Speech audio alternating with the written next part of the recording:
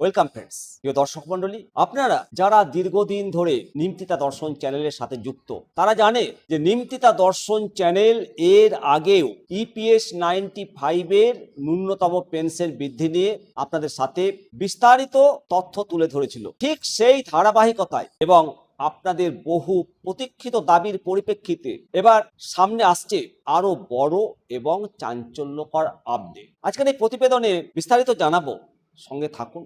আপনাদের সঙ্গে আমি শিবরাম।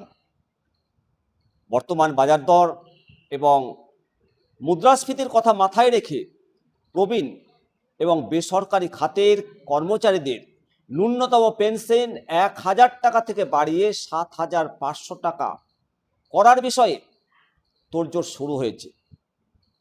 কেন এই খবরটি এখন আরও বেশি গুরুত্বপূর্ণ? পূর্বের দাবির ধারাবাহিকতা। আমাদের আগের রিপোর্টে আপনারা দেখেছিলেন কিভাবে দেশের বিভিন্ন প্রান্তের পেনশনভোগীরা ন্যূনতম পেনশন বাড়ানোর দাবিতে আন্দোলনে সোচ্চার হয়েছিলেন।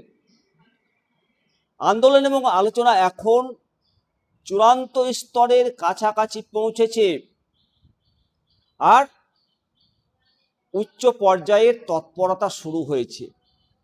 শ্রমমন্ত্রক এবং সংশ্লিষ্ট দপ্তরের সাম্প্রতিক বৈঠকে এই বিষয়ে বড় অঙ্কের পেনশন বৃদ্ধি নিয়ে ইতিমধ্যে পজিটিভ আলোচনায় মতপার্থক্য দূর করে কাজ করার কাজ চলছে বলে বিভিন্ন সূত্রে প্রকাশ পাচ্ছে।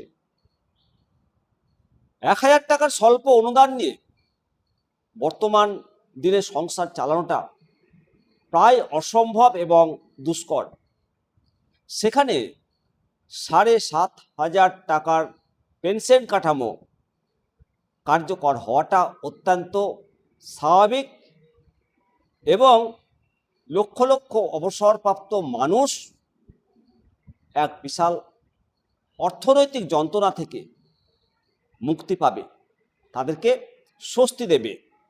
তো পরবর্তী পদক্ষেপ এবং সরকারি ঘোষণা আমাদের আগের আপডেটগুলোর মতো এই বিষয়ে প্রতিটি ছোটোখাটো নির্ভরযোগ্য খবর সবার আগে নিমতিতা দর্শনে আপনাদেরকে জানাবো। চোখ রাখুন নিমতিতা দর্শনে সঠিক এবং নির্ভুল খবর পেতে। ভালো থাকবেন। জয় হিন্দ, বন্দে মাতরম, ভারত মাতা কি জয়।